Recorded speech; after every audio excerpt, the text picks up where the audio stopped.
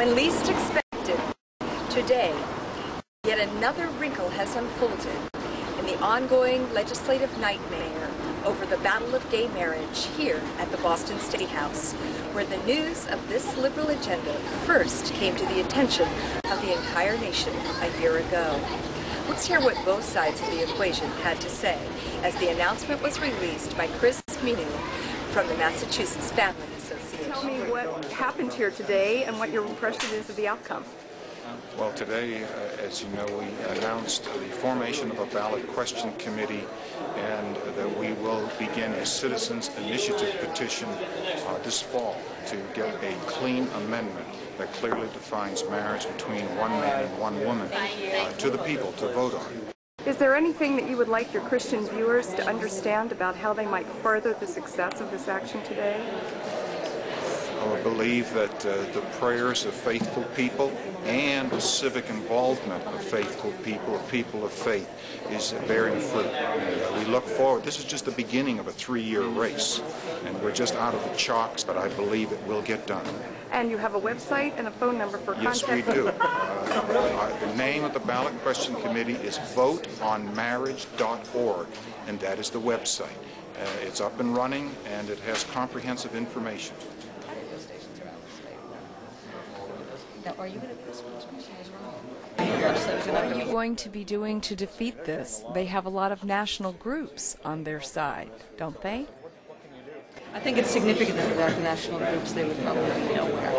That so many national groups are coming into Massachusetts and trying to tell Massachusetts what to do. People in Massachusetts don't historically like that. So that will help us. The Bible Belt. This isn't the area where Matthew Shepard was murdered. We have our own problems here, but it's not as bad as that. So they know they have to frame and package their message differently. They pulled it and they brilliantly realized that the best argument for them would be this so-called democracy argument. But there's a fundamental flaw to the democracy argument. This country was founded on the premise that the tyranny of the majority should never be allowed to take away the rights of the minority. Not exactly so, Miss Issacson.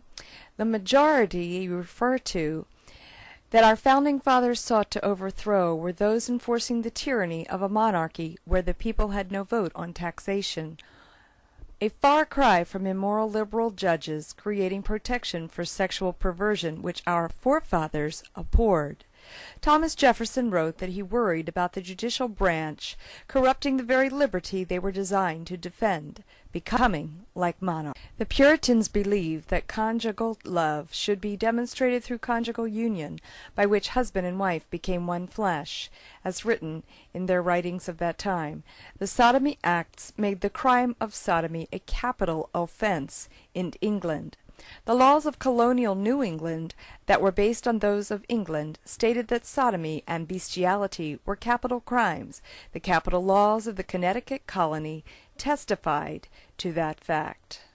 The laws of Connecticut were taken directly from the book of Leviticus in the Bible. The only difference was that it made exceptions for rape and child molestation.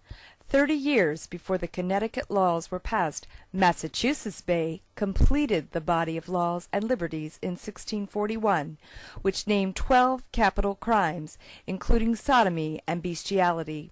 Rhode Island followed suit by proclaiming in its 1647 charter.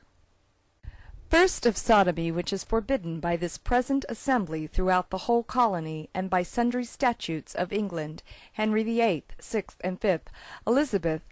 It is a vile affection, whereby men given up thereto leave the natural use of a woman, and burn in their lust one toward another, and so men with men, which that work is unseemly, as the doctor of the Gentiles in his letter to the Romans once spake. The penalty concluded by that state, under whose authority we are, is felony of death without remedy. Now no one in modern times is advocating capital punishment for the lifestyle of homosexuality. But as Miss Issacson continues in her attack on those who are defending traditional marriage, she mentions the murder of people in the South, a barbarian act outside of the hands of the law. But as you can see, it was the feeling of the early founding fathers that sodomy was a crime, a capital crime, punishable in their day, they most certainly would never have advocated the use of judicial systems or legislative systems which they designed to protect acts of perversion.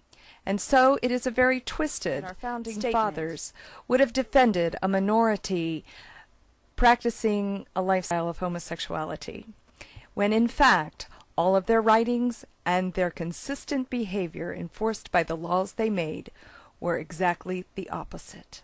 This country was founded on the premise that even the people you don't like deserve legal protections, even if you don't want them to have them. And this country was founded on the notion that that the courts make decisions about what is and isn't constitutional. So when they scream and yell about the courts being active, the fact of the matter is the court did their job. They did exactly what they're paid to do. They made a determination whether something was constitutional or not. And in this country, if you look at the history of major advances in civil rights movements, they've almost always happened at the court level because elected officials were unwilling or unable to do them. And so when blacks and whites were prohibited from marrying for years in this state and other states and across the country, it took the courts to overturn it.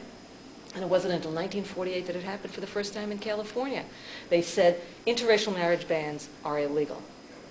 And it took 20 years before it made it to the Supreme Court. And again, it passed, but it took 20 years. The fact that in California, when the interracial marriage ban was overruled by the court, it was done by a one-vote margin, that they would spend so much of their time, energy, and money dedicated to ruining ours and trying to take ours away. There are times when I just want to say to them, get a life. Can't you do something like help the poor and the needy or work on the important issues in this state? We've had the right now to marry for over a year. Western civilization as they know it has not been torn asunder, nor will it be over the next 3 years when we have yet more people getting married. So we're surprised that they're giving up. Strategically, we're shocked that they're giving up on their chance to repeal our right to marry in '06 because they had a very good chance of doing that and pulling it off. And the fact that they won't even agree to allow us civil unions, I think speaks volumes about what their true intent is, what their true feelings are about gay people, despite all their protestations to the contrary.